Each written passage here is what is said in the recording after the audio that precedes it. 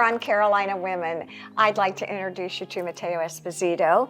Erin, I'm really excited to have him here today. He is a recovery coach, and he also has a project that he's working on called Invisible Challenge, which is pretty interesting as we see kind of a theme today on health and wellness. So Matteo, thank you for joining us. Honored to be here. I'd love to have you share in our just few minutes a little bit about what a recovery coach is, and then a little bit about how that plays into Invisible Challenge, because we wouldn't tell her anything ahead of time. Yeah, winging it.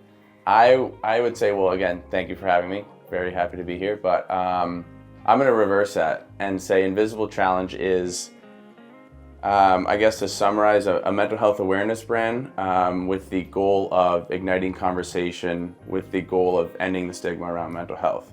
That can be through apparel, design, and eventually we see it being something bigger with counseling services, outpatient groups, group therapy, recovery coaching, and it's really just about increasing awareness and empathy around the idea that you might be going through something right now, whether it's anxiety, depression, or not a mental illness at all. It is mental health, suicide, addiction focused, but the idea that everybody has a battle and you're not going to be able to see it. Isn't it just part of the human condition to have like some part, you fall somewhere in that spectrum of a struggle that someone else can't see. Yeah. That's it, a struggle that someone else cannot see. That's a good way to put it. Right? It really is, and it's been really inspiring. I think when Matteo had the concept, he had no idea it was going to explode like it did, because you've really opened dialogues to a lot of people, and you found that no matter who you talk to, there's a story. Right, yeah.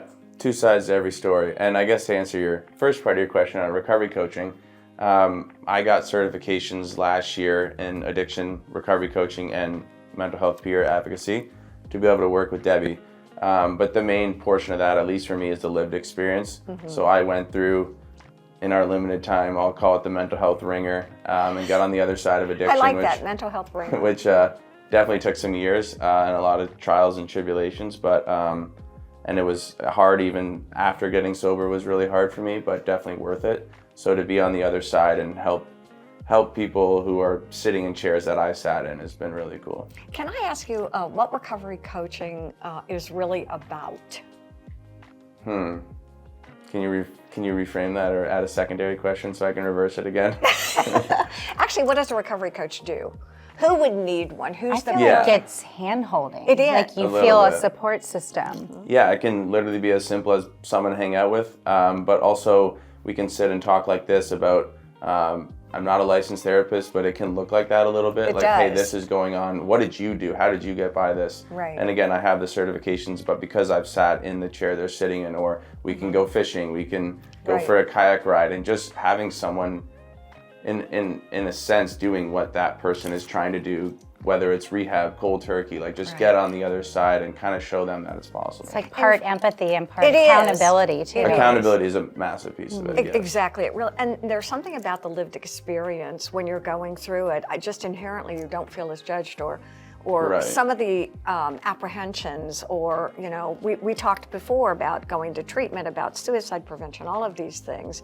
And I think having someone that you feel comfortable just sort of debriefing with or asking questions of, that isn't going to be like, what? It's reassuring. It gives you confidence. It really does. Absolutely.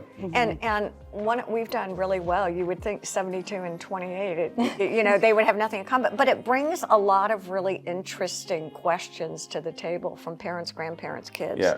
And it really works well. I think Invisible Challenge is going to go pretty far. I really do.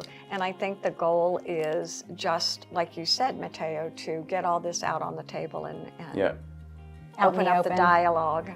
Ignite the conversation and the stigma. There you go. As we say, one day at a time. Exactly.